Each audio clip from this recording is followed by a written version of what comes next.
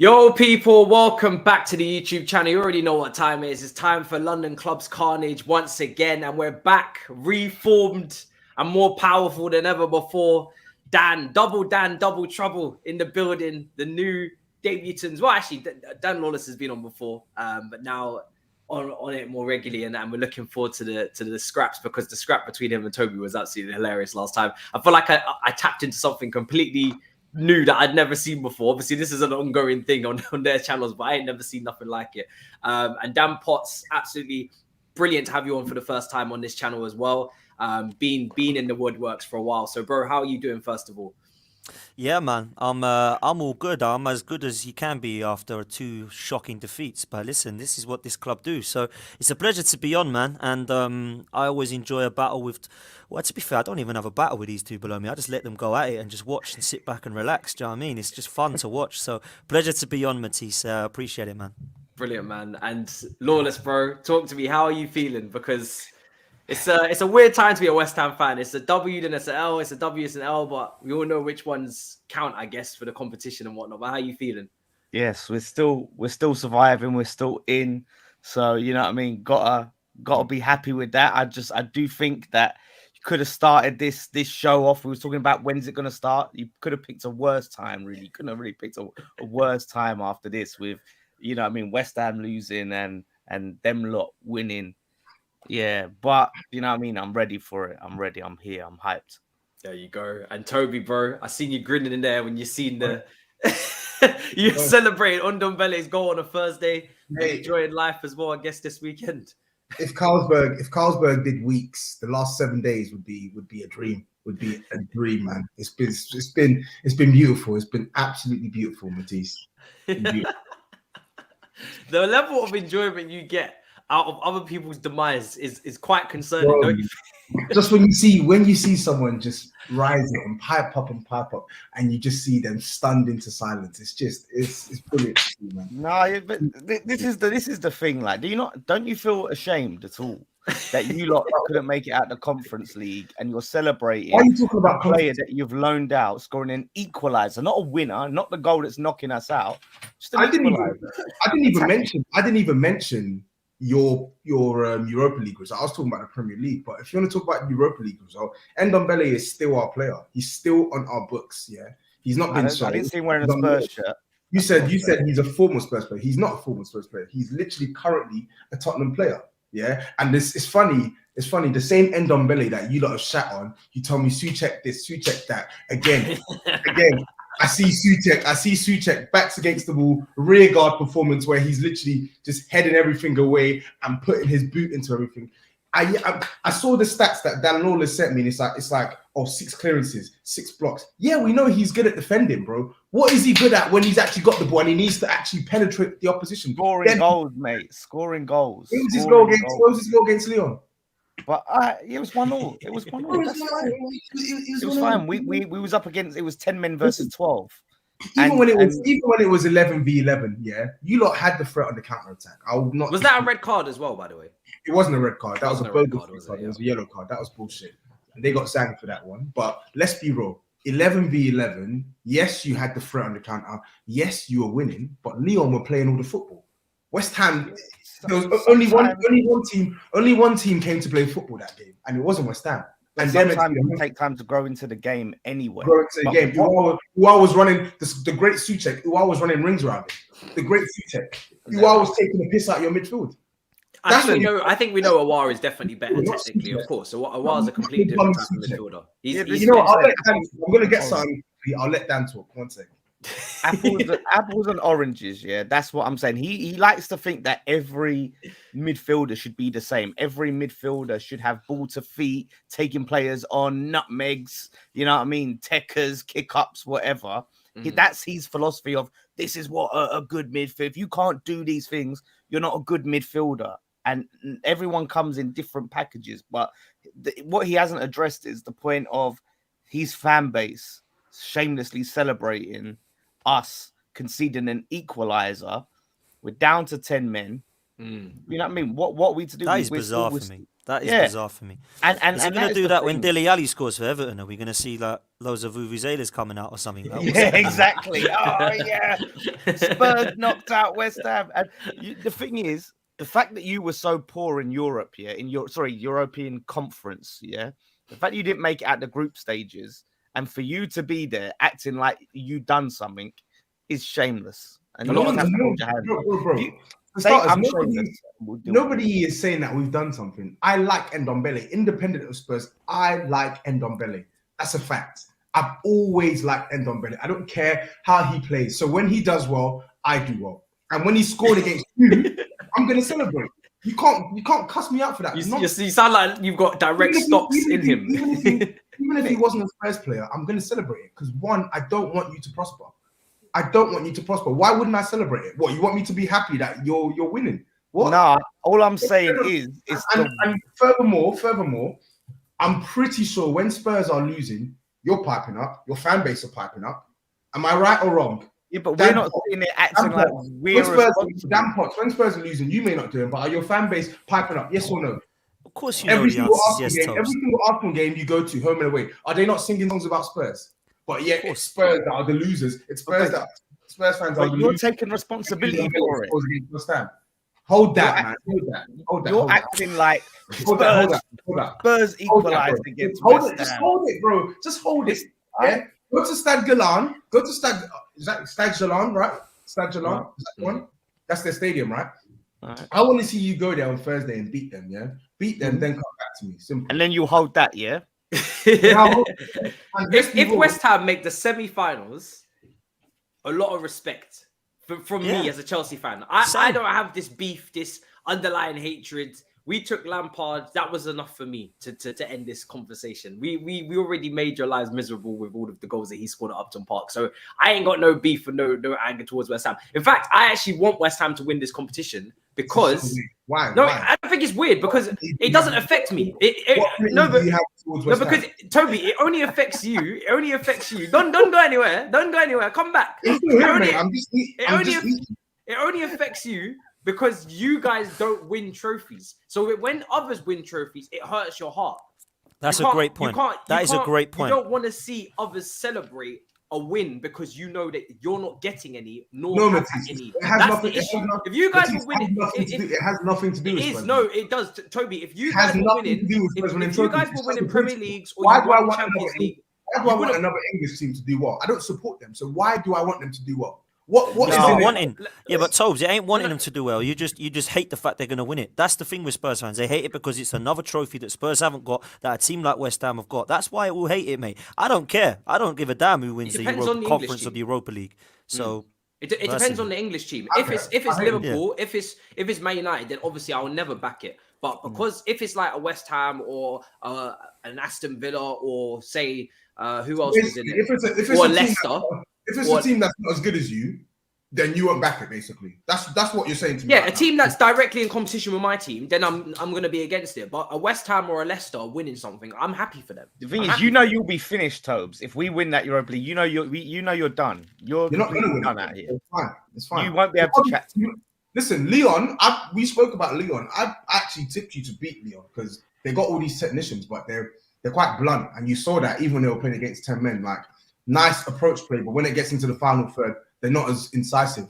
I think Barcelona's the one.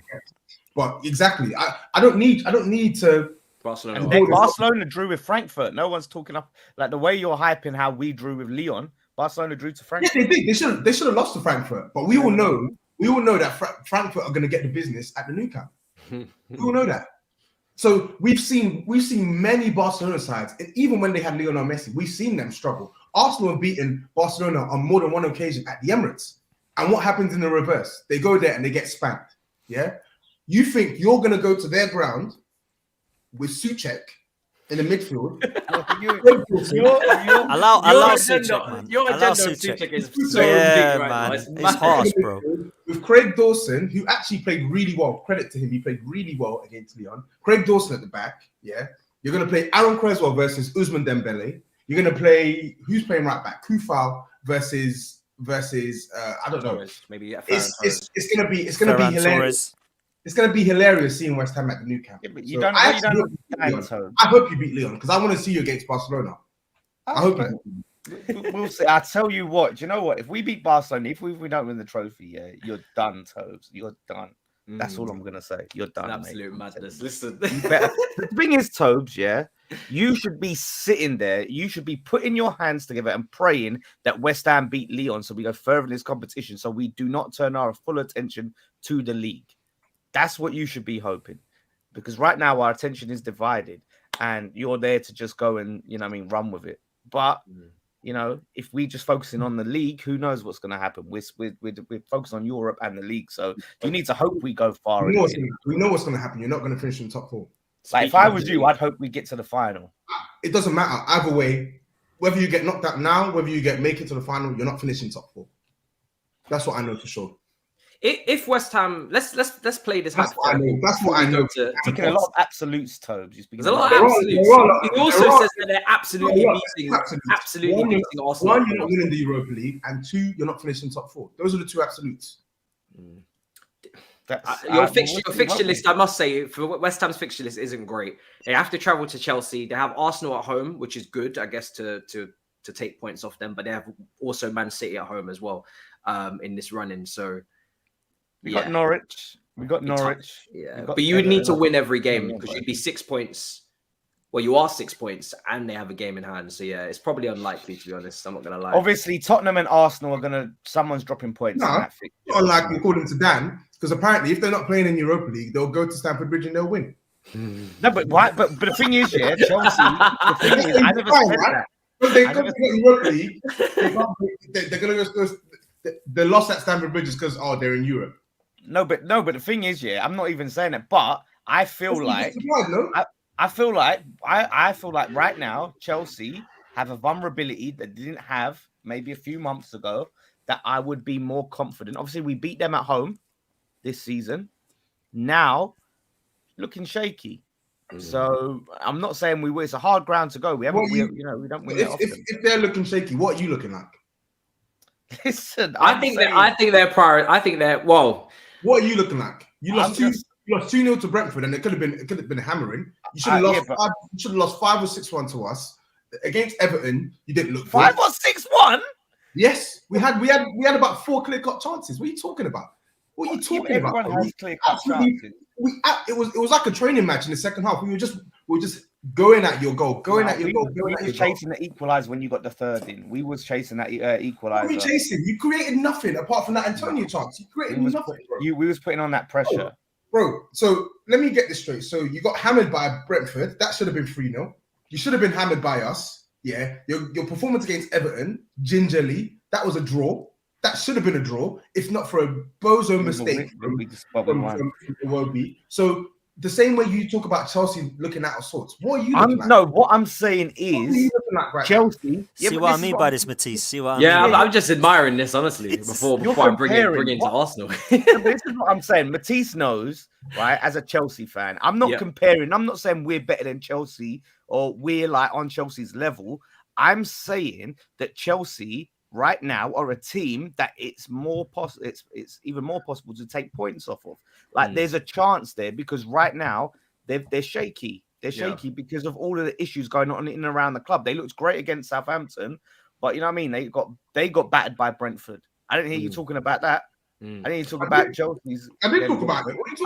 I think it's similar for the both of us. Is that right now our eyes are on other things as well, like. Obviously, prior to the Real Madrid game, we were going into a very 50-50. What you're right on Champions League. Now, look at this guy piping up again. Listen, you're focusing on the wrong UCL. Focus on that one. Focus on the UCL that you were. Turn it around tomorrow, boy. You better do the impossible tomorrow. Why? Because if I don't, what's going to happen then? You just said your eyes on the Champions League. I'm like, listen, we're going into tomorrow's game, hoping to turn it around. I said it. The reason why I said it's interesting is because you're 3-1 down in the Champions League to the side that have won it the most. Yeah, you're completely out of the title race. Yeah, you lost the League Cup final, so really and truly, it's quite rich for you to say, "Oh, our eyes are focused on the competition." That, let's be real, you expect. If I was to put you on the spot now, you expect. I said prior to the first leg. our Okay, I eyes were didn't on hear that that. I competition. didn't hear that. Similarly to West Ham, My bad. whose eyes are on the Europa League as well, depending on what happens this week. So this week will be a determining factor as to how both teams are going into that game at Stamford Bridge in a couple of weeks' time. However, Tottenham, your eyes are on nothing apart from the top four. Your eyes are on no trophies once again. So just simmer down there, y'all. You know what I'm saying? Focus, concentrate. This is exactly what happens with Arsenal as well. But the difference with Arsenal is at least they've won FA Cups. At least they lead in that and they've got some sort of glory to their name. You, not so much. And we still are in the FA Cup, by the way. We have a semi-final at Wembley on Sunday. Just don't forget that, Toby. I literally just said that. I literally just said that. Okay, so why is your chest is always inflated at the wrong moments? It never makes sense to me. Wait for my team to be out. I've not even mentioned Spurs. We were talking about West Ham, then you switched it on to Chelsea. But I'm just saying, even though you're making the point that we lost the cup final, we still won 2 trophies this season. I hope you know that. And don't diminish them. Cool. That's fine. Okay. I'm not diminishing them. Okay. I'm not diminishing them. Okay. If you had to pick 2 trophies to win this season, you have to bank on 2 trophies you win this season. You would have wanted more major honors than the ones that you've got right 100%. But we're still in 2 more competitions, and I'm hoping that we'll, at least we'll still be in the final of another one after this weekend. But Dan, but Potts, talk to me. How you feeling listening to all this? Is your hatred as strong for West Ham as this Toby here? Listen, I'm just enjoying the heat's off me, man. Do you know what I mean? Like, I thought I was going to get it barrels today, but I'll take this. Listen, I don't hate West Ham. I don't mind West Ham, yeah?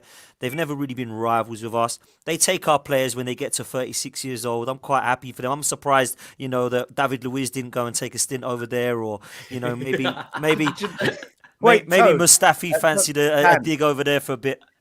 I need to stop you there, right? I said Toad because I felt it's just natural, it's just instinct. But you can say that when you're talking to a Chelsea fan, when you've been taking their aged and rejected players for years. We've done it as well. Let's not. I didn't mention Arsenal, brother. I didn't mention Arsenal. I mentioned West Ham, bro. We do it as well. But player off you, I can't remember the last time we had one of your players.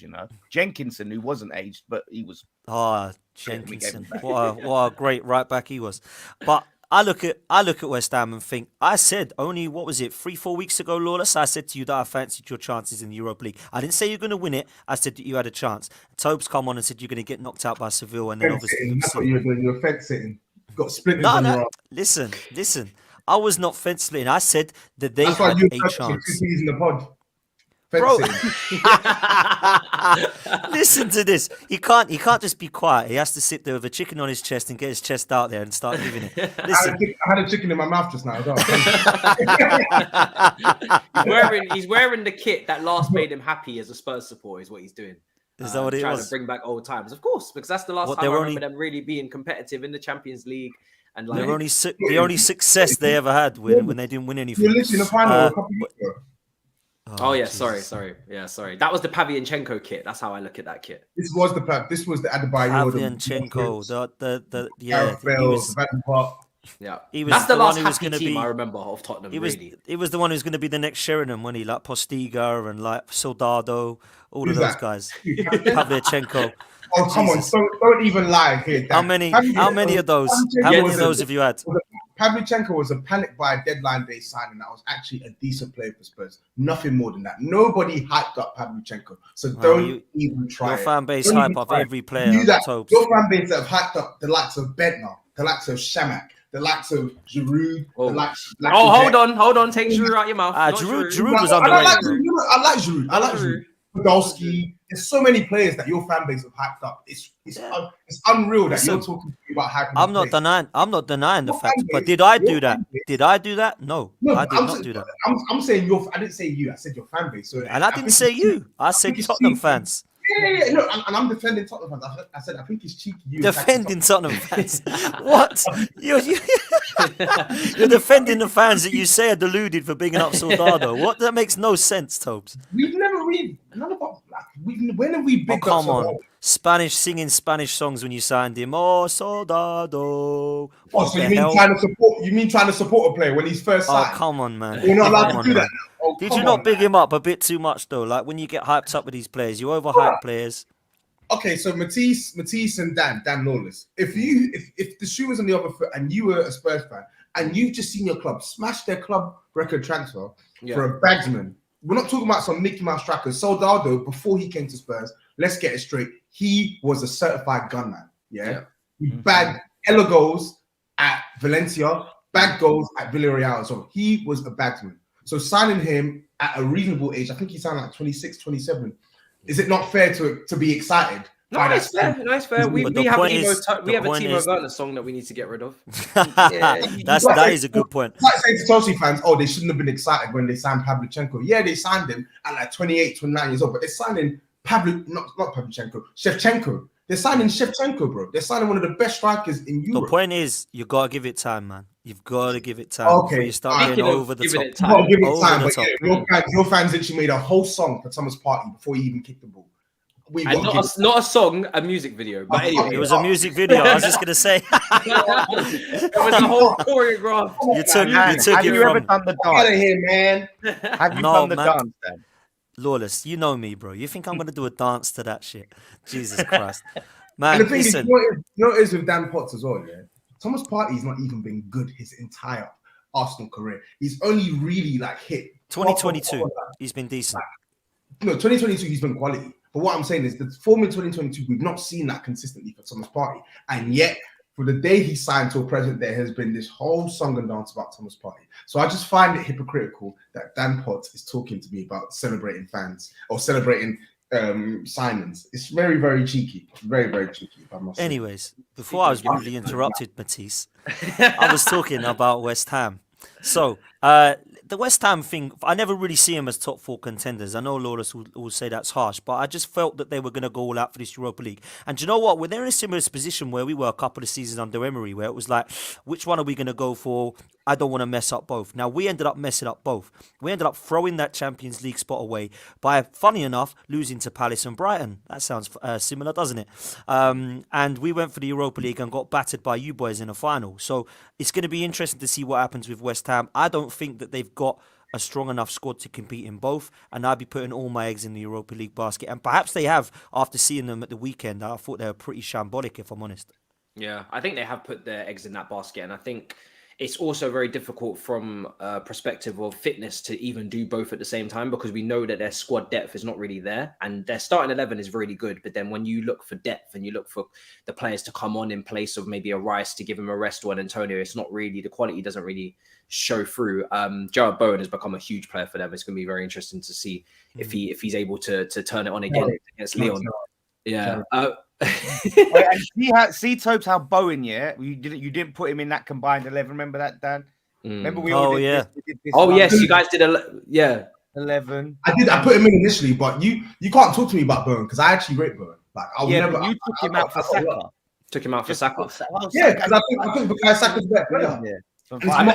It's marginal differences, bro. I made a point on this show a couple of weeks ago. Toby will remember it. I said Arsenal lack experience from the managerial point of view, and the players, some of their best players are their young players, and they could choke because it is kind of what happens for young players that don't have the experience. That's why you want experience in your team. That's why you need top level experienced professionals and winners in your team.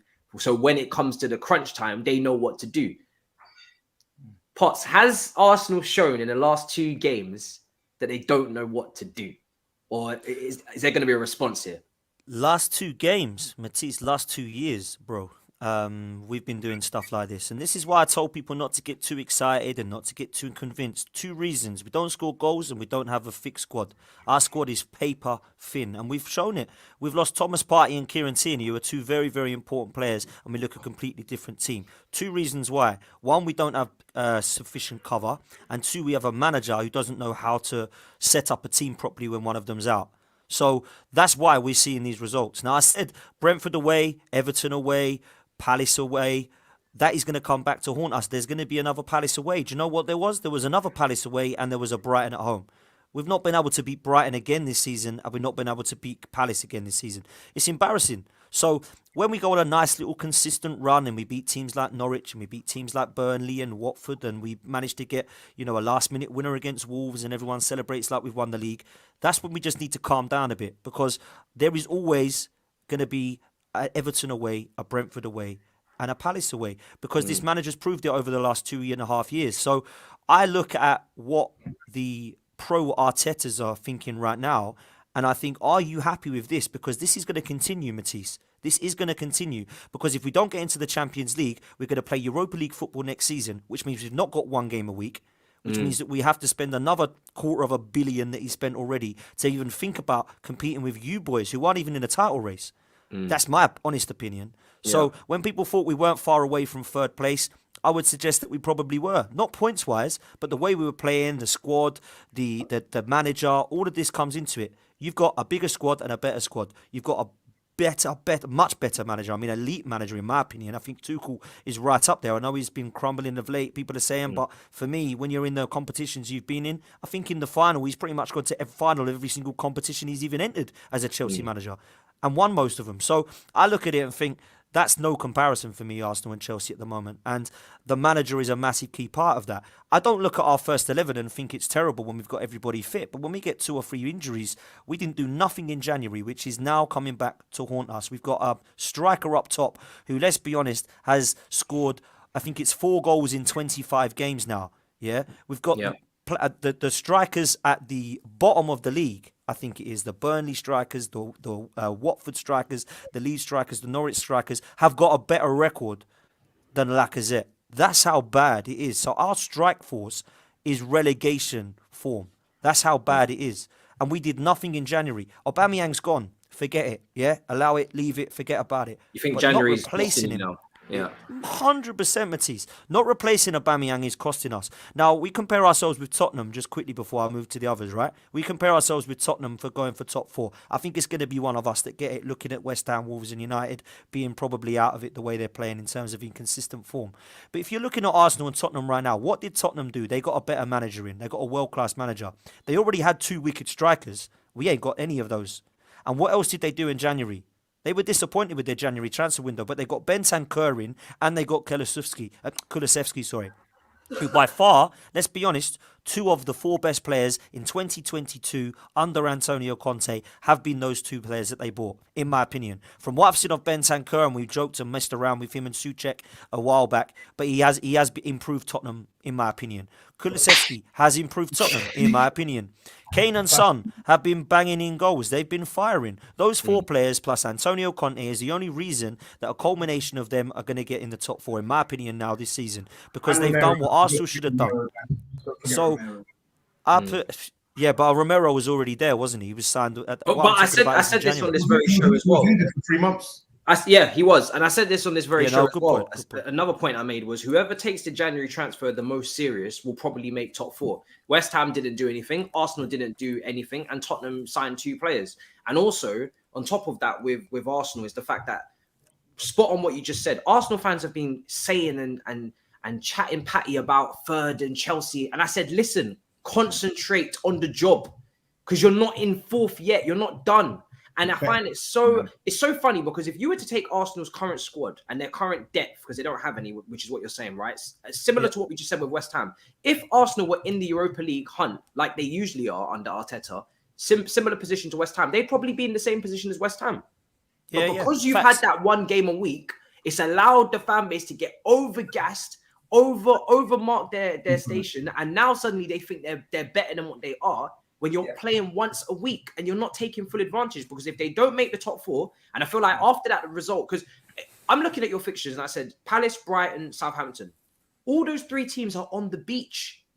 They're done for the season. They have they have nothing to fight for. Brighton are comfortable, Palace are comfortable, Southampton, Palace are just focusing on the FA Cup now. Yeah, like they're just all.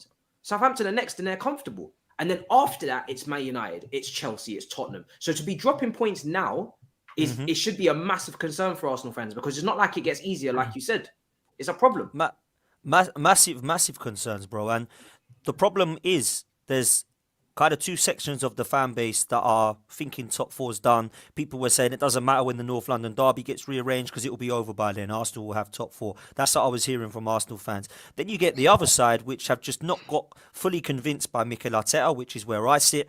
And I believe that we've still got inconsistencies because we've got a young, inexperienced board, a young, inexperienced manager, and a young, inexperienced team. You can't have all those things. You have to have a mix. You have to have a balance. So when you sign a Thomas Partey, I need more of those type signings because we need experienced heads out there because we're relying on 3 young kids up front to try and win us games. And that's not fair because when we had young players and we had a generation of young kids, we were surrounded by legends. When Fabregas and Van Persie came into this side, 15 years ago now, they were Thierry Henry, Vieira and Bergkamp up.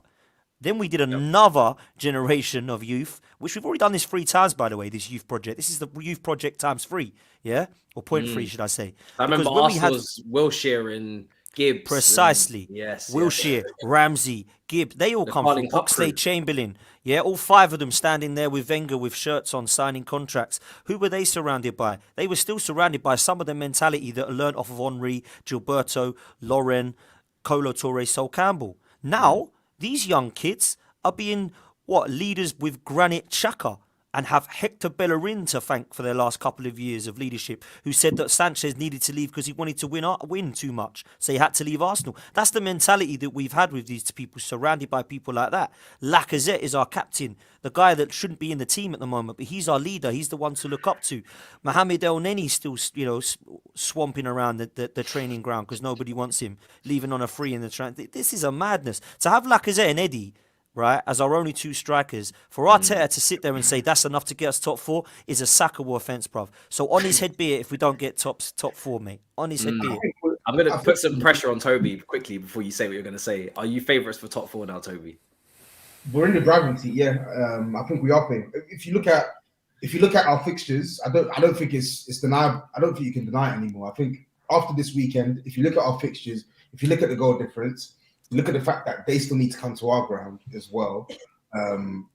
We are in the driving seat now. We are the favourites to get top 4 now when you look at our form as well. So now at this point, I won't deny that. But do I think that it's just open and shut, that Spurs are just going to swan on to top 4 now? No, I don't. No, come on, Mr. Absolutes. Come on, stick to the chest. Spurs are getting 4. Come on. No, I can't say that. I can't say that fully yet. Like I've given you my stipulation. I gave you my stipulation with the Big 6 for when, I'll say that. I want to see where we are after the Liverpool game. Get past the Liverpool game, and if we're in this position we're in now, yeah, or even if Arsenal are above us, as I said it, as long as the gap isn't more than 3 points. Whether that's us being 3 points ahead. So the Liverpool game, you, even if you lose the Liverpool game, mate, like honestly, we ain't gonna go unbeaten. We're not gonna win. You're not unbeaten, but I want to see how you cope with, because I think in the period where we played, Brighton, what is it? Brighton. Sorry, fucking hell. Brighton. Sorry, I'll get it up for you. You've got Brighton. So you've got Brentford away, Brentford, Leicester, and Leicester at home, and then Liverpool and Arsenal. Yeah. So in that period, you still have to play Southampton away. Then you play Man United at home. Then you play Chelsea away first. Chelsea away first. Then Man United at home. Then West Ham away. So you're going to drop points, but I feel like Spurs will. It's not just going to be plain sailors. We're not just going to win all of those games. I feel Spurs will drop points in at least excluding Liverpool, I think Spurs will drop points in at least one of those games. And also they have West Ham away for Lawless. Yeah. So I don't think it's over. But now we're in the draft. For the fixtures, you've got to surely be having this one now. We need to see it out. We need to see it out. That's going to be so conflicting because obviously we want to beat Arsenal, but we don't want to do Spurs favors. That's going to be conflicting. No, Mickey Mouse. We have to do it now. But just before we speak on Spurs, the Arsenal point is ridiculous. And like, irrespective of how well Arsenal have been in 2022, one thing has always remained the same, which is that like the squad building has been a shambles. Like in the January transfer window. Listen, we said what we said in the summer. We got proven wrong. Cool, those signings bang. But still in the summer, they left themselves short in the midfield. I've said this repeatedly. Even in the summer, you were short in midfield because you sold Joe Willock. Guendouzi obviously fell out with the manager, whatever. But to only bring in one midfielder, one central midfielder in the Congo, I don't count Odegaard as a central midfielder. He's a 10. And he was on loan. He was part of their squad last year, as far as I'm concerned. And the squad still needed strengthening. Every Arsenal fan that I spoke to said they needed two top central midfielders to come in and provide competition. One to start alongside Partey, one to provide competition for the likes of Partey, for the likes of Xhaka. We still need that now, bro. We still need 2 centre forwards and 2 centre midfielders now. We let Maitland-Niles go and didn't replace him as well, by the way. Yeah, we let Maitland-Niles go, didn't replace him. We let Aubameyang go, didn't replace him. And then Balogun, he went out on loan, which was needed, but at the same time, I'd rather have kept him than Eddie and Ketia.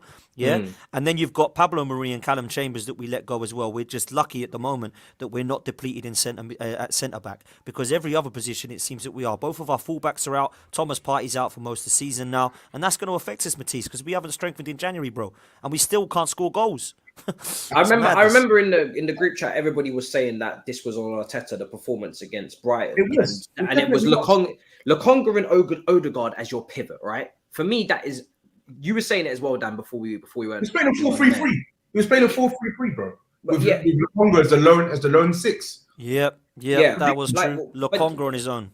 I suggested before that you put Xhaka in midfield and your left back maybe has to be Saka. Would that be an option for you, Potts, or no? Or no chance? Listen, we had many options. The one option you do not do is bring your only other centre midfielder that you have that's experienced into a left-back position. Matisse, we did this against Villarreal and we got dumped out of the Europa League. Why is this guy doing it again and expecting to leave Lokonga on his own in midfield against Bissouma and Mwepu, who was, by the way, probably Brighton's best player? So when Lokonga's a 21, 22-year-old inexperienced head, he needs a Granit Xhaka or Thomas Partey alongside him to guide him through. This kid has been put alongside Charlie Patino against Forest, and we wonder why we went out in the FA Cup. And then the next game he plays is on his own in midfield against Bissouma of Brighton. That is a shambolic managerial decision, in my opinion. Can I just make a point, Dan? I just wanted to make a point on this as well.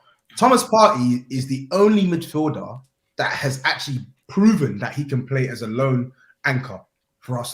Granit Xhaka, his best form has come in the team when he hasn't had to play that anchor role, where he's had to be released of the sort of the deeper the responsibilities to build up play, and now he's focusing more on being an 8. With Granit Xhaka, he plays at his best when he's next to someone, or someone is maybe slightly further behind him doing a lot of the work in midfield.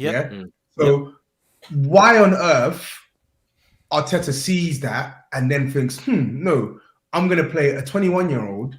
I'm going to play this 21-year-old who has not performed as the lone anchor once this season in a must-win game at home, when Granit Xhaka, who's actually, I don't rate Xhaka, but he's been he's been one of their best players in 2022. Play him in the midfield in a 2, play Odegaard as a 10, play Emil Smith-Rowe on the left, and play Martinelli up top. I don't understand it. Go for the jugular.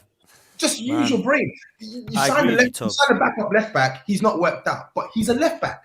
It's like what I was saying with Chicken Royale. We'll talk about Matt Doherty again. People are saying, "Oh yeah, put Lucas Moura right wing back." No, we have 2 right backs.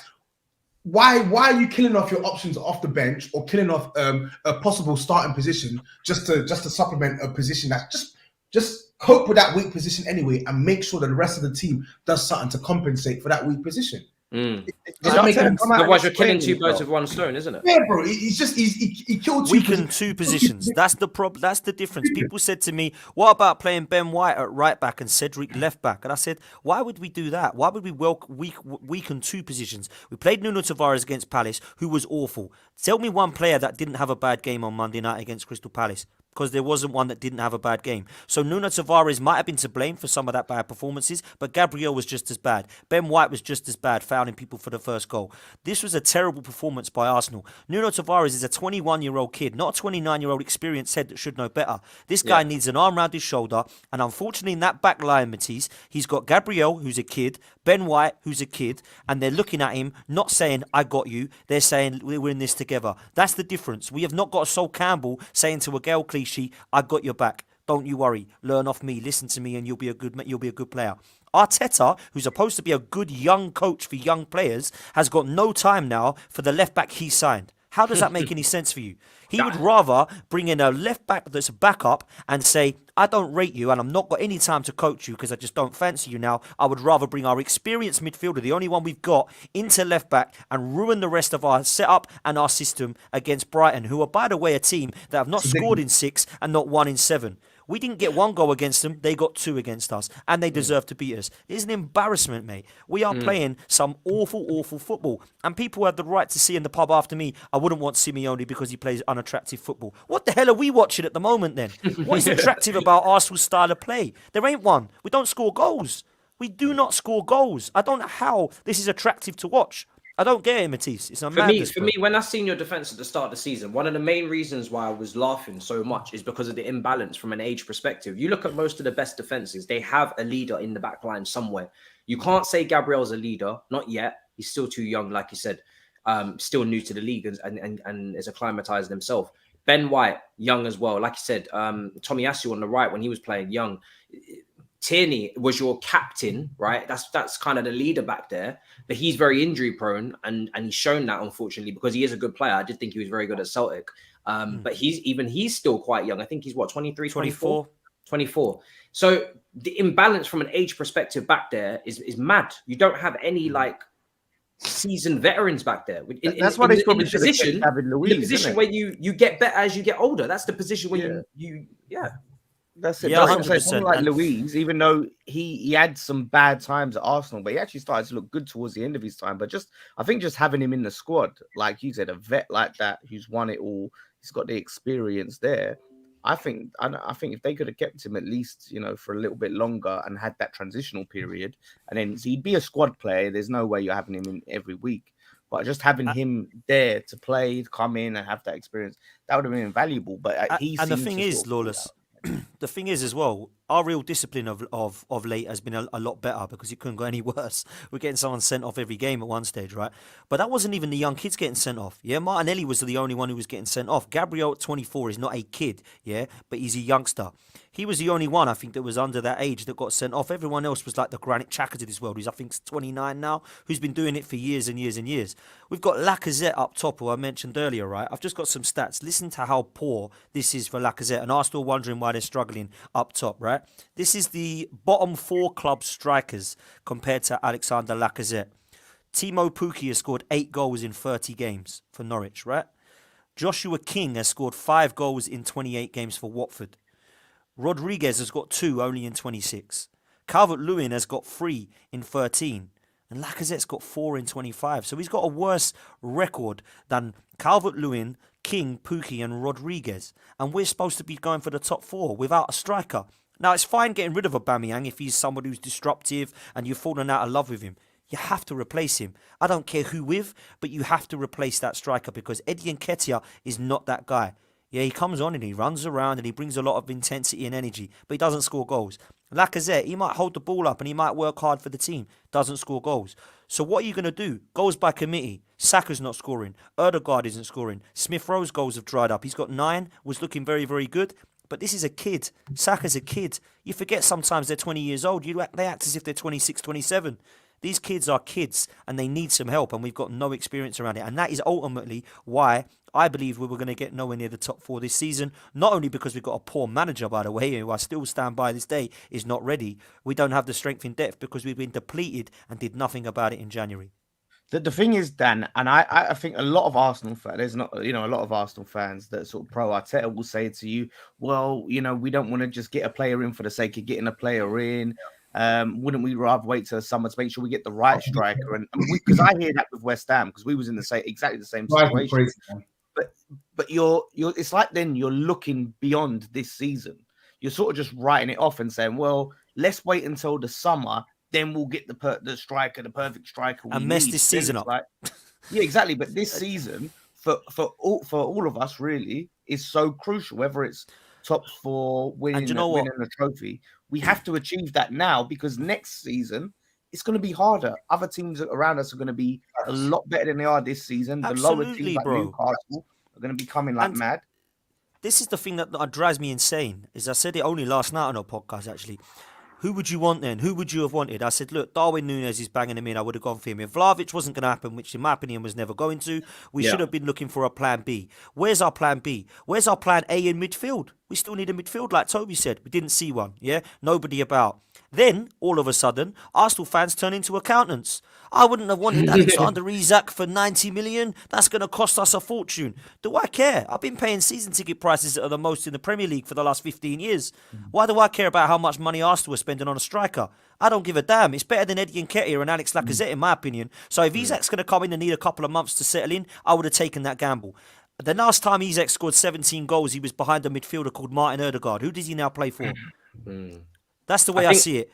Get him into the club, man. And can I say, Dan, on that thing, who would you have got in? That really annoys me. Like, who would you get? Who would you have gotten? It ain't my job to get players. You're not a scout, exactly. Yeah, exactly. I don't have an incredibly expensive scouting network. Yeah, I can name you a few players, but if you're the manager and you're the head of, recruitment and all of that, you should be your job by definition. Yeah, exactly. And you should be looking at the weaknesses throughout the season up until the January transfer and saying, okay, I can see that we didn't get the midfielder in January, in the summer. So we're going to go for it in January. And it's not impossible to find talent in January. We saw Kulusevski made the move in January. We saw Diaz made the move to Liverpool in January. It's not impossible if you're planning for January. I think the issue is that most clubs, they don't plan for January, and then when they get to January, like, oh shit, the window's open, then they start trying to scurry around. And this that's is the when thing, Matisse. I hate that as well. Usually you don't plan for January because something unexpected happens, and then, like, say you have an injury, then you go, shit, we've got to do something in January. Yeah. But Arsenal, I think, if you look at it, Lacazette was always rumored to be going. Really, they did need another striker in August. We definitely needed a striker in August. We definitely needed, like a left back in some of these positions. So when shit, we've missed out in August, then you look to January as your next opportunity. So you plan. The midfielder, for me, Arsenal were unlucky that Tierney was out, although Tierney was injury prone anyway. And obviously they maybe expected Tavares to be a lot better. Striker, I can maybe understand because of Aubameyang, that deal had to happen before you could make room on the wage bill. But in terms of the midfield was a gaping hole from the summer. And it was a gaping hole all season. I'm sorry, you're giving them too much. You're giving them too much slack. There's nothing that you can understand there. I think this whole narrative that business is difficult to do in January, we know that business is incredibly difficult to do in January. But the teams, if Man City want to play in January, they'll go sign them. If Liverpool want to play in January, they'll go sign them. If Chelsea want to play in January, they'll go sign them. I just don't see why a club with Arsenal's resources are so fixated on the end state that you're not looking at what you need to do now to even get to that end state. Like, in January, and this isn't any sort of revisionism or whatever, because I actually think, contrary to what Dan says, I actually think Arsenal have played some good stuff in 2022. I think Partey's been key to that. I think Ødegaard has been key to that. They played some good football, but irrespective of the results, irrespective of the wins, the squad has always been the squad. It's like Spurs now. If for as good as we're playing now, we know that we're short in midfield. We know we've only got one striker in Harry Kane. If Harry Kane gets injured now, we're done. We're dusted. If Bentancur gets injured now, we're dusted because we've not got enough options. Yeah, we know that. This is the risk that you run when you don't make the appropriate business in January. And Arsenal knew this. But what makes it worse is for a team that had no other commitments this season, seemingly more resources than most, yeah, you knew the goal this season. You could see the state the top four race was in January. You saw Man United were out of sorts. You saw that we were out of sorts. You saw West Ham had their eyes on Europe. You saw an opportunity to go in. Why would you not bolster your team? Even if it's a loan signing, people are too worried about, but then we're stuck with him for 2-3 years. Fuck all of that, bro. Focus on the now and get what you need now to get into the Champions League and deal with that later in the summer, bro. Look at Spurs, this is why man. It's a sackable offense. Spurs got two players that strengthened their starting 11. Yep. So if Spurs can get two players to strengthen their starting 11, why can't Arsenal or West Ham, even Arsenal, like especially Arsenal, why could if they can do it, why couldn't we do it? Aston Villa went and signed Digne straight into their 11. It's a madness because these are teams below us. Like Bruno Guimaraes went to Newcastle. That's the one I was just going to mention. Who went to Newcastle? Yeah, Coutinho went to Villa. All these players, Kulusevski obviously went to Spurs. But Dan, don't you get the excuse, the usual bullshit that I hear? Spurs, he's too old. He'll cost too much. He'll kill us in wages. It will unsettle the team. Accountants, mate. Honestly, Accountants. I'm sick They're to death all of hearing. they're football accountants, these people, mate. Oh, it would have cost us too much weight. I hate that. I hate to get another Pepe who will sit on the bench for 3 years and be a waste of money. So just don't sign anyone ever again then for more than 50 million. Is that what you're Do you saying? know I what the don't thing get this. is? If they get you, this is what I'm saying. If they get you over the line this season, Who regardless cares? if they sit on your bench next season, they're worth it. They're value for money. They get you to that top 4 this Bro, season. I'm No with matter what happens, We know what next Champions League money, how much money that brings in. Do you know what I mean? So literally, by definition, they're worth it. I was going to ask the question as well quickly around the panel. Arsenal, so Arteta this season, right? 3rd round knocked out of the FA Cup to Nottingham Forest. Semi-finals of the Carabao Cup to Liverpool. And if he was to finish in his current position of 5th, what would you rank his season out of 10? I'll start with you, Potts, and go around. 5th from the circumstances of what we're on now. I'd say 5 out of 10. What about Trophy you, Lawless? this season. Yeah. Shocking. for Arsenal, for Arteta, you mean? For Arteta. Yeah. Do you know what? Just the context of like you mentioned before, Tobs, I think. So, you know, obviously all the issues, Tottenham, having all the issues that they had earlier in the season. Conte didn't hit the ground running. West Ham didn't strengthen squad the way it was, obviously the way it is now, and with focus on Europe. Man United being, imploding. I would have to give it like a 4 or something. Like overall, if you look at a 5th and you go, okay, they're 5th and they're there, but the context of what happened and how everyone rolled out the red carpet for Arsenal to go and take that 4th, and they didn't get it. That's a bad season. I think that's like a 4. What about you, Toby? Young players have improved. Style of play has improved. Consistency has improved, but still some of the same weaknesses and deficiencies that have set them back. Poor planning in January. I would give him, I think I'd give him, if he doesn't finish in the top 4, I'll give him a 5 out of 10. Yeah. I think considering the position they built up in February to now, it's not good enough. It's not good enough. Sorry, it really is. Yeah, I'd probably the go teams that they dropped to as well. Yeah, Palace, Brighton. I think I'd go similar with like a 5.5. I think if it was Man United who had comfortably been in 4th, I would have given like a 6 or maybe a 6.5 even if they had finished 5th and it was Man United. The fact that it would be Tottenham finishing ahead of them, I think makes the score lower, because for me, Tottenham, the way they started this season and their recruitment over the summer outside of Romero was horrendous. Do you know what I mean? And the fact that they started the season with Nuno, again, if Tottenham had started with Conte, different conversation completely. If they'd started the season with Conte and they'd had the transfer window of Conte, again, that's a whole different ballgame. But the way Tottenham started with the instability, the way Man United have played as well to find themselves languishing like 7th or whatever the hell they're in now, or 8th, is it? Where the hell are Man United? Hold on. 7th, aren't they? It's a madness. They spent the least time in the top 4 out of all of us as well. That's what makes it so bad. Like they didn't touch top 4 until like recently. And now they're true. It's true, which makes it worse. Yeah, and you know what? Just quickly, Minties, because the Arsenal fans will keep Arteta, whatever. Most of them will, and the board definitely will. Even if we come 8th and Wolves get ahead of us somehow or whatever, we will definitely keep this guy because there's a process and a project, and they all see progress in the team, and the place is nice around the place again. And he's removed the culture, all this crap. We will keep him. You cannot keep a manager 3 years running. He's not got, 100%, bro. 100%.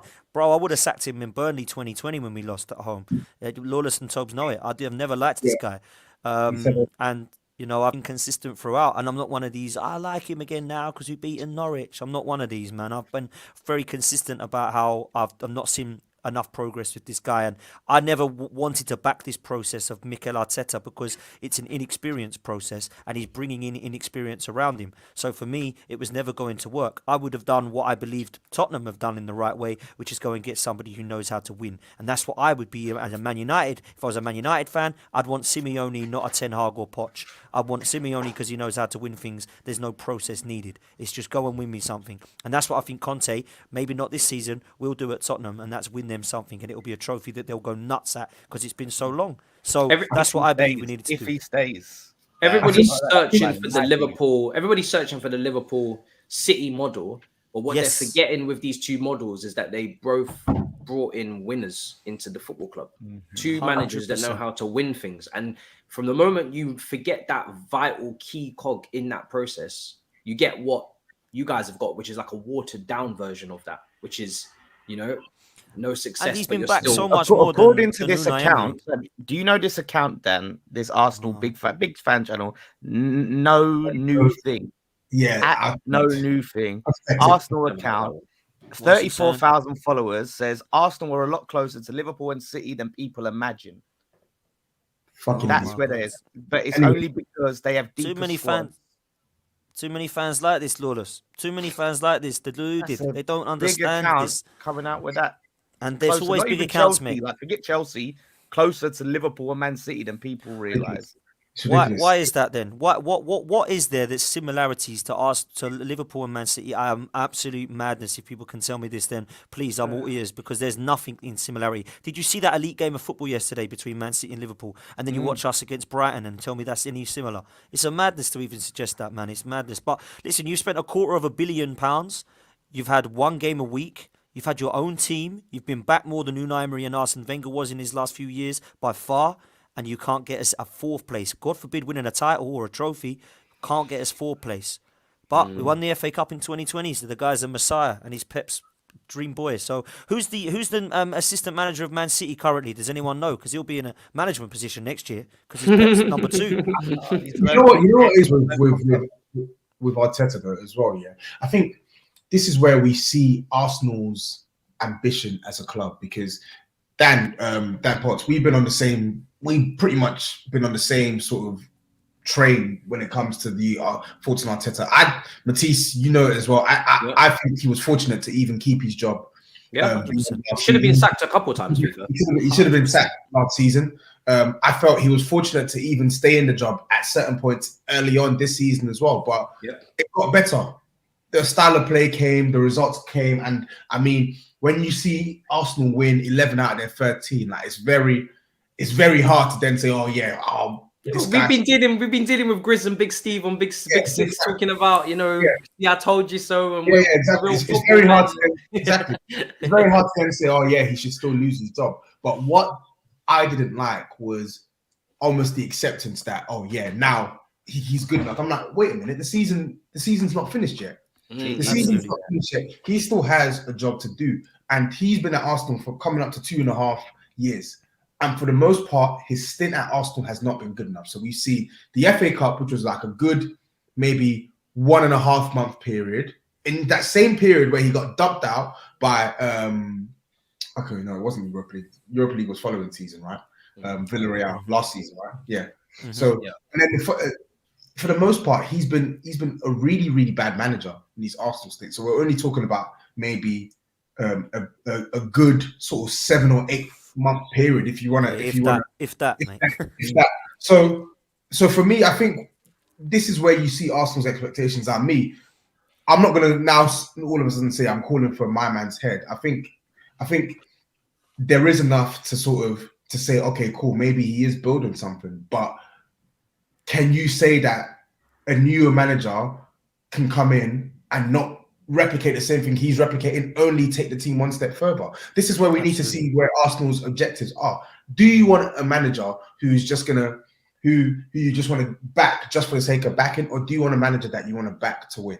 Like that. I gave an analogy to Turkish just quick because our conscious we always talk about Arsenal. We need to move on, but I gave an analogy to Turkish. And do you know what was funny, Matisse? You said Big Steve and Grizz. You didn't mention Turkish. That was quite funny. But, Turkish is like sitting on the fence. Very nice right now. I don't know what's going on there. Me and Toby are trying to suss it out. But I gave an analogy to Turkish, and I said if you run a business, right, and I'm not a businessman, by the way, but if I run a business and it was an absolute mess, and I say to you, Matisse, right, I need you to come in, man, because it's an absolute nightmare. I'm going to give you 2 years, but by the end of it, I need you to turn over 15 million revenue, right? You come in, you remove the culture, you get rid of all the employees. You've got some new staff. They're really singing off the same hymn sheet. They're proper enjoying it. There's a connect with the customers. Everybody's giving you great feedback about enjoying your business. You come to me in 2024 and say, I've completely removed the culture. Everyone's really happy, but I've lost your 15 million, Dan. I'm going to sack you, bro. I ain't going to keep you because it's nice around the place. I'm going to sack you because you've lost me business, which is basically what Mikel Arteta is doing to the Cronkies right now. 3 years of our Champions League football is a lot of money, bro. But the Cronkies don't care. This is why it comes back to the ownership, because Cronkies have got a process and a project, and Arsenal is the next LA Rams in 3 years' time. No, it ain't. Trust me. The LA Rams is a completely different scenario to Arsenal Football Club, mate. If they're serious, if Arsenal are serious about winning and he doesn't get top 4, and that's the remit. If the remit was top 4, you've not got top 4, then get rid of him. Emery it must have been Tobs, because we got rid of Wenger and Emery for not getting top 4. So why are we keeping this guy? You know what the funny thing is on that? I spoke to Jordan, Brian, the Arsenal fan. We had this exact conversation about remit. It's very interesting that you bring up that word, Tobs, because he says, how can top 4 been the remit for Arsenal this season? Because everyone expected Man United to be so strong. So the owners couldn't possibly have expected Arsenal to be that team, because with Chelsea being strong, Liverpool, Man City, and Man United, obviously what they was looking like. So was his remit from the board get top 4? Yeah, definitely, bro. You can't back someone 150 million in one summer with no Europe. Every single player you want, every single decision you've wanted the club to move in, they've moved in. What else could the remit be? They finished 8th the season prior, which was an underperformance. Let's be real, yeah. It was an underperformance, or is that even a word? It was an underperforming season, yeah. Arsenal should have been pushing for top 6 last year. Let's keep it a buck. Same for Spurs. We both should have been pushing for top 6 last year. We didn't finish there. Yeah. This season, with no Europe, 150 million spent, every single player you wanted, your first choice targets, you brought them in, even at risk of upsetting the fan base, because a lot of these players, not many you took the risk. They were risky signings. Like Ramsdale from a relegated Sheffield United side, it's a risky signing. Yeah. It's a risky signing. Ben White for 50 million, when you've got a 20 million pound centre back, it's a risky signing. But they've backed you with what you wanted, and the gamble's paid off because the players have actually come good for Arsenal. But you can't then just turn around and say, just because Man United finished 3rd or 2nd last year, that should lower your expectation. The expectation for you is, we're giving you this money. If you're as good as you say you are, if you're going to do what you told us you're going to do, go and do it. Go and do it. Do you know what? I feel like no one as well on that run that you said they've had this season. No one actually ever learns from the Emery 22 game unbeaten run. Yeah, and I feel like every time since then, Arsenal go on a bit of a run. Everyone's like, "Oh, it's all clicking now. Now we've got our Arsenal back for real." And all the pundits and that going, "Yes, Arsenal are finally turning around. Could they break into the top 4 and then challenge and build?" And then that run eventually ends, and that's why I've said it on your show, Dan, with lead judges and that. What are you thinking of Arsenal? I'm like, I'm not convinced yet, and that's the thing, because we've seen Arsenal go on these runs time and time again. I think every season there's a run, and then every season that run comes to an end, and it all ends in disaster. So I think everyone needs to be like that. 22 games unbeaten for Emery, that everyone was like, "Whoa, like Arsenal, Emery's doing crazy things. We've got our Arsenal back," and then it just imploded. So everyone, I think, needs to remember that. Yeah, I'm going to move on to Tottenham as well, because they did smash up Aston Villa at the weekend. They did have a lovely style of play as well for Conte's boys, not so defensive. And I think, a lot of people always give Conte the slack that he doesn't play good football, and I've definitely said many a time that even at Chelsea, he did play some pretty god-awful football, especially in that second season. But the football being played against Villa was really good. I think Villa were the better team in the first half, though. I think you're doing Villa a disservice, because the first half we got battered. I'll be real. We were fortunate to be 1-0 up heading into the break. Like they could have scored at least 2 goals in that half. They really played well. They pressed us well. They forced us into errors. They won all the physical duels. Coutinho was literally pulling strings, orchestrating, like he was sourcing.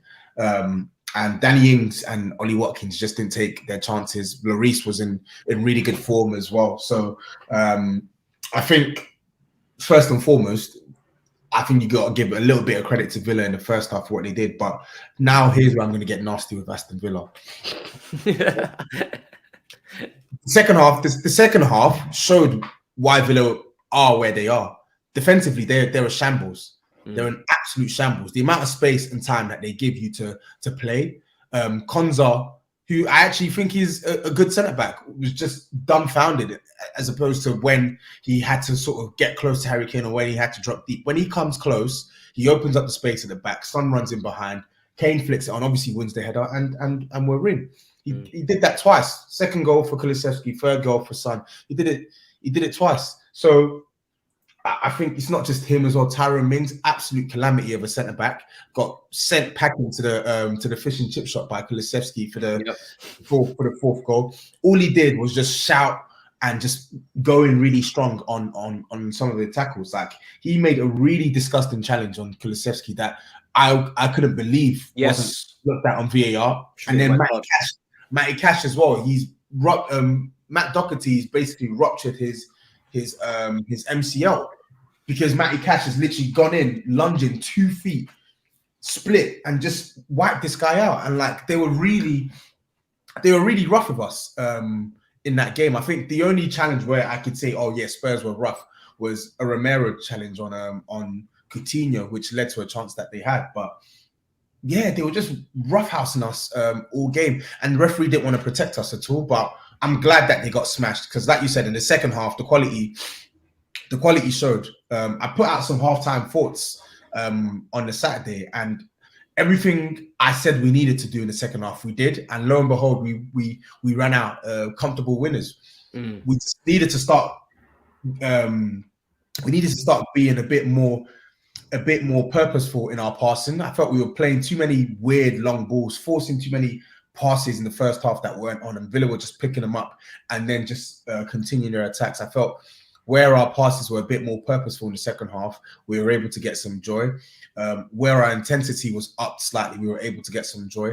Where we were actually starting to put a foot in, we were able to get some joy. So once we got the basics out of the way, the football would do the talking. Like, if you can do the basics in a football game to get a foothold of the match, we already know we're better football inside than them. So that's what we needed to do, and I'm glad we did it. Like, the goals we scored, really, really good goals, from back to front, really, really well constructed goals, and Son getting a hat trick as well, man. The guy's on 17 goals this season. Like, it's crazy. Yeah. Like 3 or 4 weeks ago, he was in some dodgy form, but I always felt like that right hand side was going to help him out because now he's got a bit more. He's got a lot less pressure on him because now he knows that there's a winger on the other side that's actually going to contribute, set up opportunities for him as well. Because now it's not just Kane. Yeah, now it's not just Kane. Kulusevski's got a lovely amount of assists to start his Tottenham career as well. His decision making is really, really good, and also he makes runs. So when he's making runs, that's just stretching out the back line even more for Son to have more space and time. So I think you've got a very, very nice balance there, and you can get a little bit. I guess, listen, you have to make top 4 because I do think making top 4 is huge for Tottenham in terms of how much of a transfer kitty they actually give Conte to work with, because that obviously brings in extra money. Whereas if you don't, you never know, Levy might get tight again. But you look at Kulusevski, Bentancur, and Romeo, fuck everybody else, but those 3 that have come in, really, really solid, really, really solid, and have proper improved their 11. I honestly don't think Southgate watches Mings, Lawless, because we've discussed many a time on this show about Mings, and again, Mings is being highlighted again here. And I can't help it, but every time I watch Mings, I think of Tomori, because Tomori had another great performance there yesterday. I think he kept a clean sheet again with AC Milan. It's really starting to piss me off. I'm not going to lie to you. There's so many English centre-backs that should be in that England squad ahead of Mings. I've said Dawson should be in there over Mings, right? And people laugh, but I don't care. Dawson is a better centre-back than Tyrone Mings. He's definitely playing this season, for sure. But is Dawson not more of like a... He plays right side centre-back, no? Dawson? Yeah, he does actually. I mean, it obviously depends who else is in, but he can obviously, you know, if needs can't play in a high line though, can he?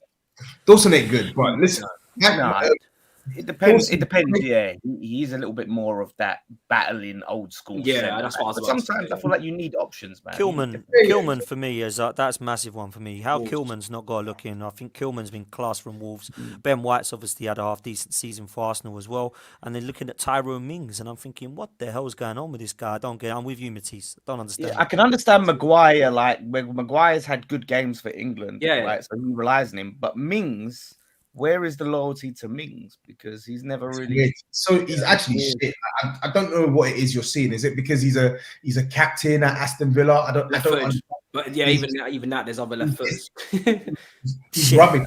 He's not good at bringing the ball out from defense. He's not good at carrying the ball. He's not good at passing the ball. His reading of the game is really bad. For someone so tall, he doesn't win as many aerial duels as I would expect him to. All he is just P&P. He's just aggression, brute force, and making really disgusting challenges on the football pitch. Yeah. That's like Villa in general. That's a culture in Villa, Tobes, that I've seen for a while. They're a very dirty team, not just in their tackles, but in their diving as well. I knew you were going to say this in Grealish. You look at it, right? Cash is one as well. Cash goes under the radar for his dive. I can't stand that guy. And I thought that, okay, once Grealish goes out of the side, that diving that we see, it will take that culture with him. But it's still there.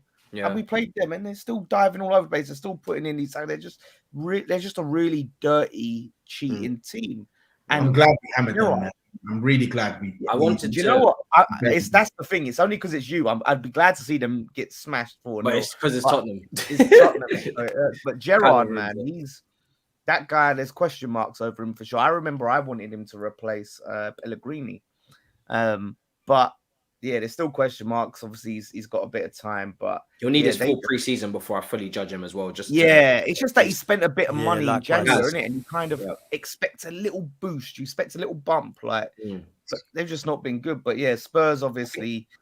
I thought when I saw that first half, man, I thought Spurs could actually lose this. They're points. They're another team that are not really involved in anything, are they? No relegation battle, no Europe, just kind of dwindling. So maybe with a fresh start and actual things to chase, maybe then. But I don't want to wrap up this show without talking about Harry Kane, because this man, he has been on fire. Not just Harry Kane. Can we talk about the fact that we've stayed in fourth for 2 successive weeks now, and we've actually been able to build a buffer? It's not a trophy. No, I'm not saying it is a trophy, but I'm just saying that it's been quite significant. The way the top 4 race has just swung in the last 2 weeks is actually pretty remarkable. We scored something crazy, 21 goals, our last 5 or 6 games. We've literally since that horrible Burnley result, we've literally just racked up the goals, just scoring. Even in the game we lost against Man United, we scored twice. We've seen these teams. And I love the fact that we've had the willingness to not only put them to the sword, but keep going. Where the opportunity is there to score, keep going. Not and it's paid dividends now, because Arsenal's goal difference is 9. Ours is 19. I can't even remember. Massive swing. I'll go through the results that you're alluding to. 4-0 against Leeds, 5-0 against Everton, 3-2 defeat to Man United, 2-0 against Brighton, 3-1 against West Ham, 5-1 against Newcastle, and 4-0 against Villa. Well. Exactly. Yeah, 4-0 against Leeds. Yeah. So I look at the goal difference now. 1 second. Massive difference, because I remember the goal difference. I think ours is +9 and Spurs is yours is +9. Ours is +19. West Ham's is 9. Man United is 7. So wait, no, ours is 11. No, ours is 11. Nah, yours is 9. I'll get up on the screen. Oh wait, no, sorry, because the Brentford game. Sorry, that took 2. Yeah, you wanted to forget about that one, Lawless. You just wanted to forget about it. It just didn't happen. It's really put us in a good, because this top 4 race, I still think it's going to go down to the wire, man. And anything can happen. So it's good now that we've got the goal difference in our back pocket, because that was an area. How many times I said it on the Big Six? I'm sick to death of seeing our goal difference and it's in the minus. And we've literally put that to bed now, and we've put ourselves in a really strong position now. So it's good to see. It's really, really good to see, because normally Spurs are never on the end of these weekends. We're typically the one who fucks up. We're the one who goes to Burnley and loses, or loses at home to Wolves, or loses at home to Southampton. Then Arsenal gain ground. How many times in 2022 did we see Arsenal gain ground at Tottenham's expense. So for 2 weeks straight, 2 game weeks straight, it's fantastic to see where Arsenal have failed to win, Man United have failed to win. We've capitalized. Yeah. Do you know what West could be key that? Sorry, Tobs, go on. Go on, no, go on. Do you know what could be key though there, as well as the goal difference, the goals for? Look at that goals for column. Look at Arsenal. Yeah. You know, so I look at 45. Arsenal, they're only scoring 45 goals. Everybody else, you know, Tottenham obviously beating that, West Ham beating that, Man United beating that. That's really poor from an Arsenal perspective. So, you know, when you're not scoring goals, you know, Michael Owen, it was a great pundit, wasn't he? When you don't score goals, you don't win games. And that is exactly. He said you hardly ever win games. That's the one. You hardly ever win games. I am, of course, joking, but there's some truth to it. You know, you can look at that goals for and go, "Wow, Arsenal really need to sort out how they're going to get some goals from this team." To me, the only solution is to go Martinelli up top. To be honest, 100%. I can see goals coming from Martinelli. He looks like a guy 100%. that, when he's confident, and I've seen him even for Brazil as well, he looks very confident for them when he plays. He has the capacity to get goals, and then just surround him with chance creation and just keep feeding him. He's going to miss a few, but he's going to score as well.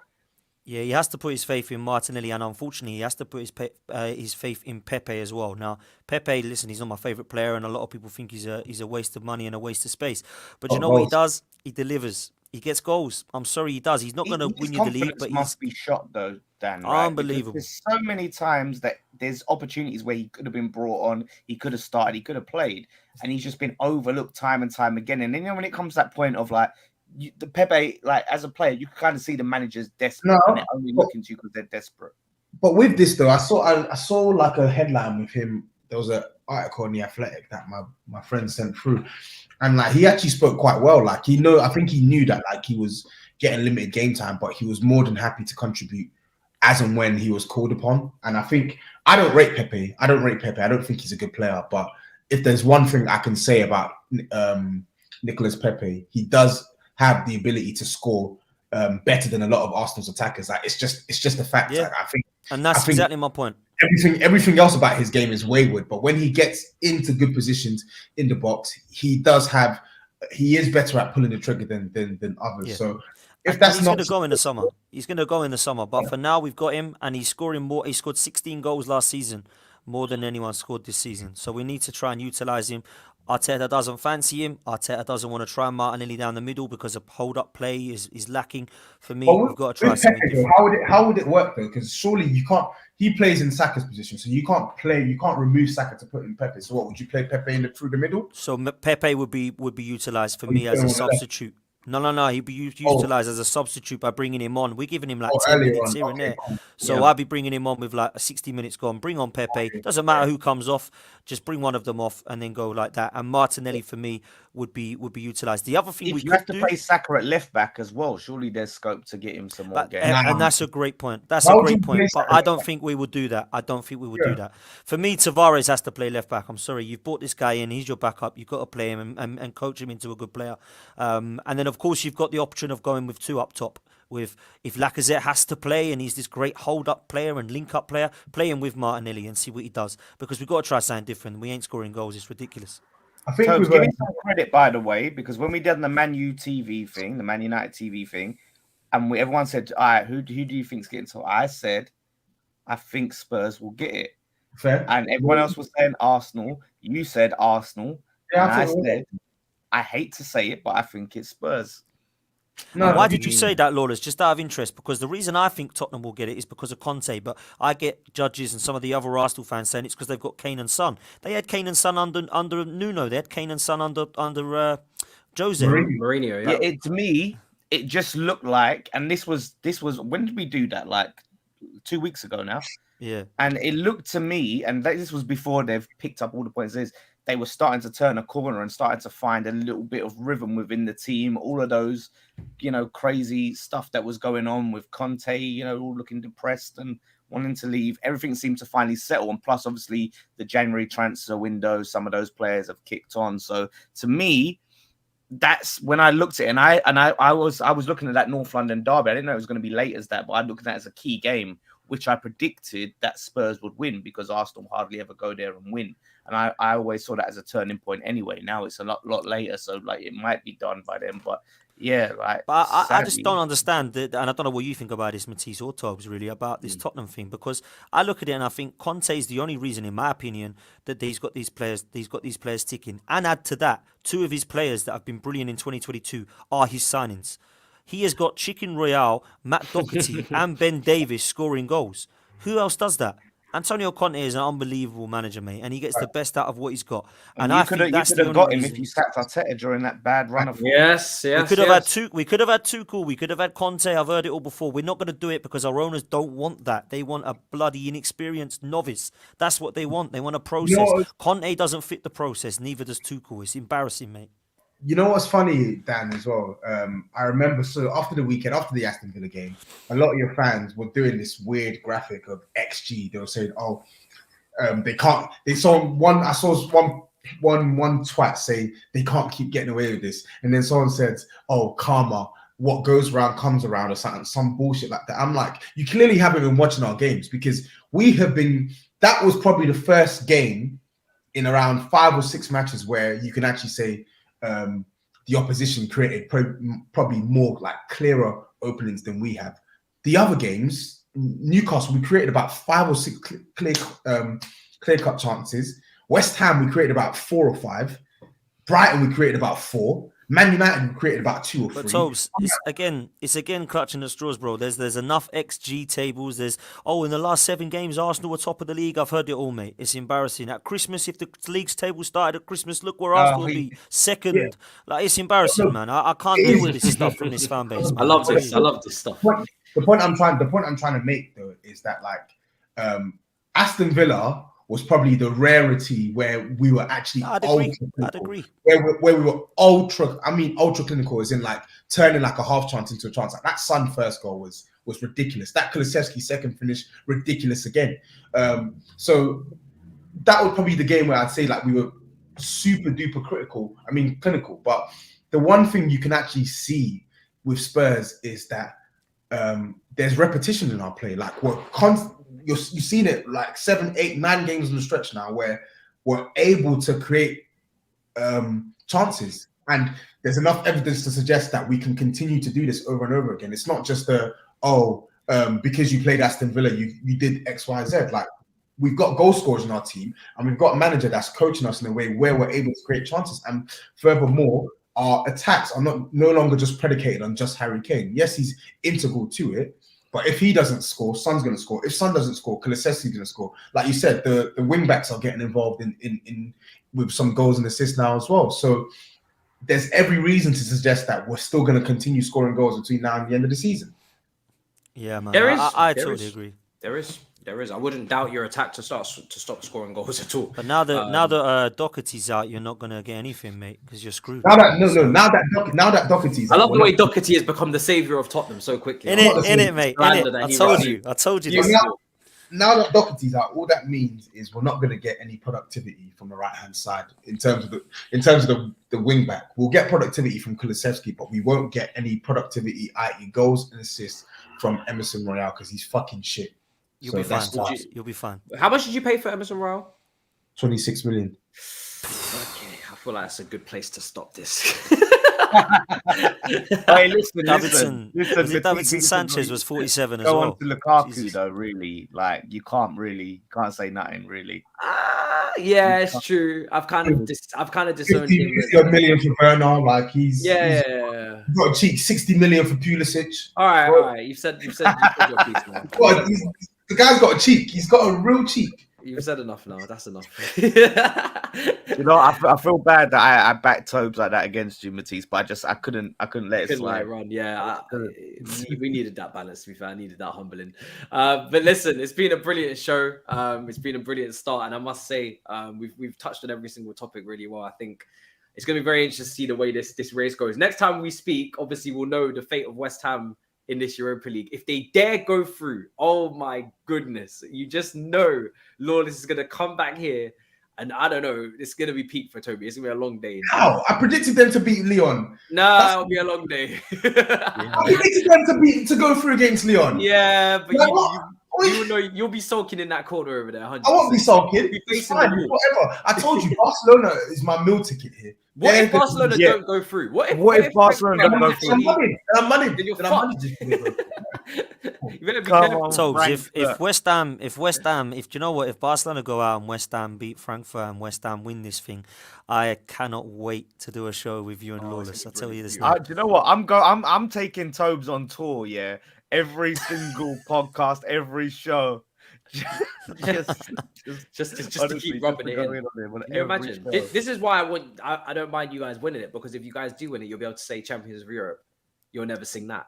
And to You'll sing never- that to Arsenal and Tottenham fans, that is something I'm on board with. 100%. Yeah, You're beautiful. we will do that. Honestly, I would, because I've said this. I would love to see Tottenham get that fourth and then be all hyped and be like, "Yeah, look what we did," and then we go win the Europa League, and it's like, "Yeah, well done on your fourth. We got an actual trophy." And enjoy your it, enjoy it. qualification. You won't get that. You'll still be top in Listen, their I season. don't think you'll win it either. I'm with Tobes, but I think you've got a chance, and I've said We're not the that. You've got a favourites chance. by any stretch. Here he is, Mr. Politically Correct Dan. Oh, I don't think you can win it, but you got a chance. But you're gonna win Listen, it, but you're not gonna win you've it. got a Has chance. no Put chance. your balls Yeah, on the table and just say it with chest. I can't They're do not that. winning the Europa League, yeah? I Well, can't you do was that very because you why? was very Because politically they've got They correct. are not winning this We- fucking you- Europa League. I'll say Toby. it again. What would you say in Spanish? Toby, How do you say it in Spanish? How do you say it in Spanish or French? I don't know. No Europa League. I don't know. I don't even. You know, Toby, Yeah. you were very if we politically win, correct. Tobes, you're going to be famous in the West Ham fan base. I will tell you that. Toby was very politically correct when we asked him. Let me ask you then. You put your balls in the line. Are Tottenham going to make top four? There you go. Oh, don't sit on that fence. Splinters in your ass. Look at the thinking going on. Yeah, Here. I'm gonna go. I'll go with yes. If I had to be yes or no, I'll say right now, yeah. I think. Okay. Right now, look, he's Right even now, look, right even now, still things trying to may be politic. change. You never I told know. you I can't be fully confident with it now. And give me Oh some time. shit! Give me some time. Yeah. Chest for everybody go. else, but not his own. Exactly. Typical. Yes, thinks when it comes to Spurs. Oh god, Dan Potts, let them know where to find you. It's been a brilliant show, man. Fantastic. Cheers, man. Listen, thanks for letting me come on, man. It's been sweet. Yeah, on socials, on Twitter and now on Instagram as well, at DanArsenal87. And if you want to come and follow myself, I'm on obviously AFTV and Lee Judges TV. So come and follow the content over there if you're a gooner and fancy a chat. There Cheers, you go. Matisse. Brilliant debut. Honestly, it was brilliant. Great to hear you depict Arsenal's problems. I will always enjoy such musical lyrics right there. Dan Lawless, absolute pleasure having you on again. Talk to me. Let them know where to find you if they don't know already. It's been a pleasure. Yeah, no, I've been enjoyable. Great to be back on the show, of course. And yeah, Twitter is where I'm most active, at the Lawless. So follow me there. I'm very responsive. I'm up to having debate chats with anyone. West Ham Fan TV on YouTube and all their platforms as well. So yeah, come check us out. Big week for West Ham. Check them out. Big week. Watch along is going to be going on Thursday. And boy, my nerves are going to be. You're nervous. I'll be tuned in. Oh god, I actually think I'd love to. Jones, you need to. If I do a watch along, right, and we get to for the next round or something, I want Tobes to come in just if we win, I can look him in the eyes and be like, "What you say?" Post reaction match reaction with Tobes. Toby, let them know where to find you, bro. Absolute pleasure as always. Tapping Tobes on YouTube, Instagram, Twitter. Yeah, you know the deal. Don't follow me if you're a Chelsea fan, though.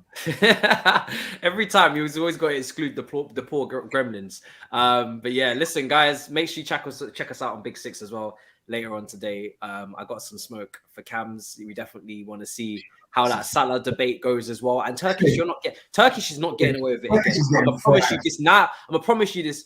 All right, to be honest, by the time this comes out, Big Six would have already gone on. But I'm gonna promise you, when you watch it, if you haven't watched it, because I know some of you get on playback, he ain't getting away with it. He's just not. He maneuvers the conversation too well, not this time. So make sure you check it out. And for me, obviously, Real Madrid content is coming up as well because the return leg and whatnot. So the preview is already up. Make sure you check that out if you haven't already. But until next time, people, in a bit. Peace.